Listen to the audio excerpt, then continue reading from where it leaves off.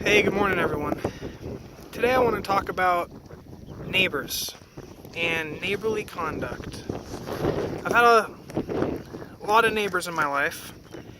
I haven't really got along with many of them. I've always tried to be the good neighbor, go introduce myself, invite them over for a barbecue every once in a while, offer your equipment to loan them or whatever. There's some sort of unwritten book on how to be a neighbor. A lot of it probably comes from the Bible, love thy neighbor and all that.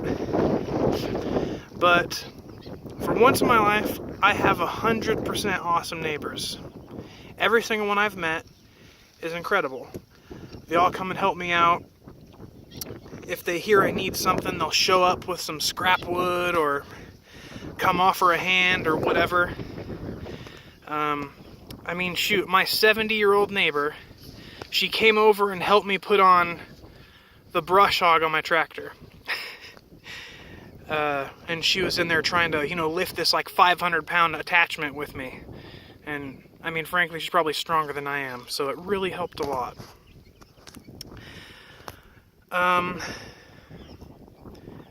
Yesterday, I was digging boulders, and I got bored, so I decided to head up to the neighbor Larry's place and see if I could just, offer my help. I had my backhoe on the tractor, and I was digging stuff, so I went up and said, "Anything done?"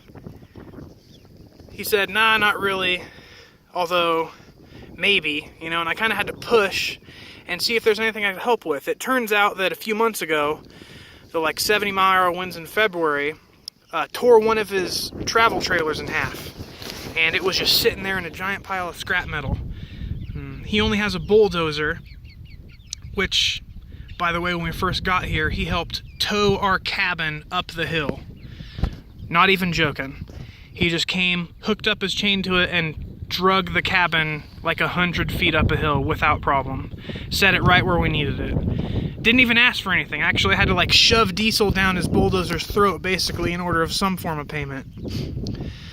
So, back to yesterday. I have a thumb on my backhoe, and I was able to go up and just grip the sheet metal and pull it all away.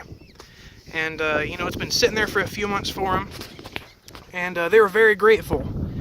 And today, he comes up, just shows up, drops off me 2 16-foot pieces of corrugated sheet metal for Bianca's rabbit hutch roof. Those are at least $100 right there between the two of them.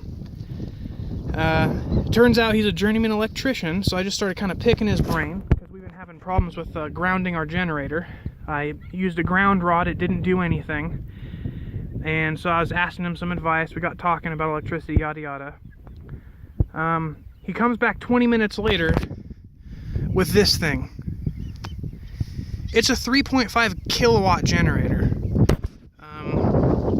He just doubled our power output. He didn't even want anything for it. He just shows up, calls me outside, pulls once on the start, it starts right up. He's like, "Here you go. This should help you. You should be able to run your computers more reliably, and maybe even that table saw you got without problem." That's like a $400 piece of equipment. Just shows up, drops it off, says, "I'm just trying to make my neighbor's life a little better and have it a little easier."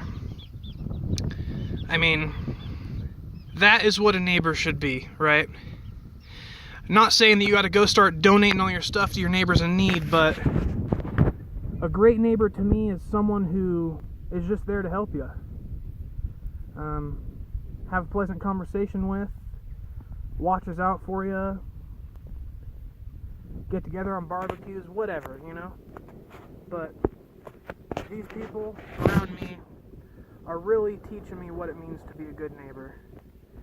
It's definitely not someone who you yell "Get your dog off my lawn" and clean up its poop after yourself. That's kind of the neighbors we get in suburbia, Everyone just keeps to themselves. Out here in the middle of nowhere, in the high desert, everyone helps each other out.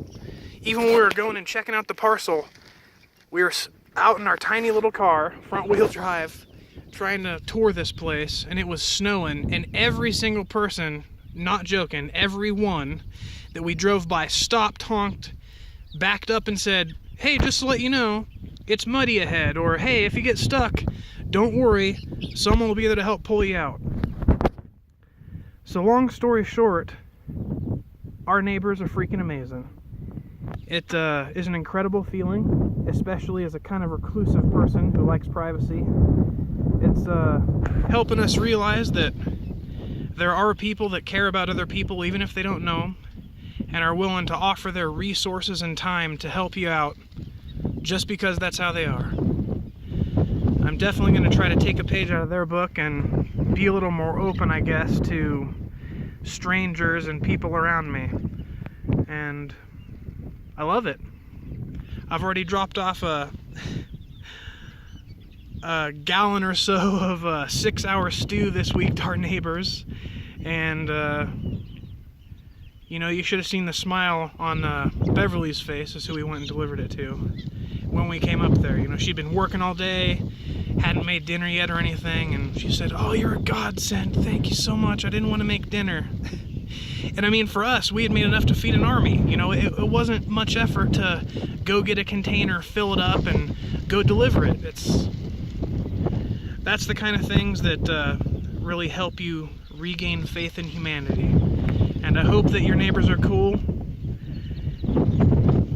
And if not, you might want to go introduce yourself. They could turn out to be cool, or they could turn out to be total evil people that you never want to talk to again. But you'll never know unless you put yourself out there and try to establish the relationship. Look at this thing.